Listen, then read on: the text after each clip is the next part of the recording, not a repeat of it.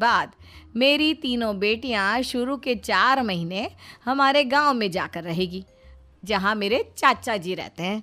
अरे लेकिन क्यों मम्मी, गांव में जाकर रहने की क्या ज़रूरत है इन तीनों को? वो क्या है ना बेटा, हमारे परिवार को एक श्राप है।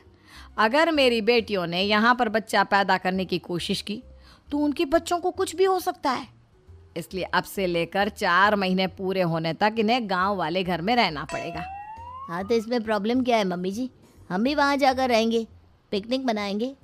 अरे भाई बीवी जहाँ हम भी वहाँ। हाँ यार, आइडिया तो बहुत अच्छा है। शहर की ज़िंदगी में रह रहकर परेशान हो चुके हैं, अब कुछ दिन गांव में बिताएंगे। तुम लोग समझने की कोशिश क्यों नहीं करते? तुम में से कोई भी वहाँ नहीं जा सकता और मैं यहाँ रहूँगी ना तुम तीनों के साथ। 4 महीने की तो बात है, उसके बाद ये तीनों ही लौट कर आ जाएंगी। ठीक है मम्मी जी, अब हमारे बच्चों का सवाल है तो ये तो करना ही पड़ेगा। कावेरी अपनी तीनों बेटियों को कुछ दिन के लिए घर से बाहर कहीं दूसरे शहर में रहने के लिए भेज देती है। कुछ दिनों के बाद, अरे मम्मी जी बहुत दिन से पिज्ज़ा नहीं खाया, मंगवाइए ना। क्या बताऊं बेटा, पहले तो बेटियां खर्चा दे देती थी क्योंकि उनकी नौकरी थी, लेकिन अब तो मेरे पास पैसे ही नहीं बचे। थोड़े बहुत पैसे हैं जो बच्चों की डिलीवरी में काम आएंगे।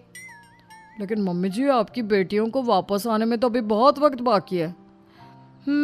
वही सोच सोच कर परेशान हो रही हूँ। सोच रही हूँ कल से दूध भी बंद करवा देती हूँ। अब दूध वाले को देने के लिए पैसे भी तो नहीं है ना।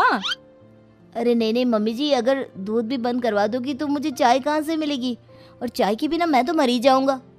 क्या करूं बेटा, इसके अलावा हमारे पास कोई ऑप्शन नहीं है। मेरे पास पैसे ही नहीं बचे। इस तरह कावेरी जी धीरे धीरे अपने तीनों दामादों को पैसे देना बंद कर देती हैं और घर में खाने पीने की चीज़ें लाना भी बंद कर देती है। अब वो तीनों बुरी तरह से परेशान होने लगे थे और इसलिए एक दिन तीनों प्लान करके घर से बाहर निकलते हैं और बाजार में जाने के बाद, यार अच्छा खाना खाए हुए कितने दिन हो गए, पता नहीं कब अच्छा खाना मिलेगा। हमारी बीवियों के जाने के बाद तो हमारी हालत भिखारियों जैसी हो गई है यार। कुछ भी हो, मुझे तो आज पिज्ज़ा खाना ही खाना है। जेब में 1 रुपया नहीं और पिज्ज़ा खाएगा, कहाँ से आएंगे पैसे? अरे देख वहाँ सामने बोर्ड पर क्या लिखा हुआ है, कंप्यूटर पर काम करने के लिए एक आदमी की आवश्यकता है। भाई मैं तो जा रहा हूँ, काम करूँगा और शाम तक पैसे लाकर आराम से पिज्ज़ा खाऊंगा।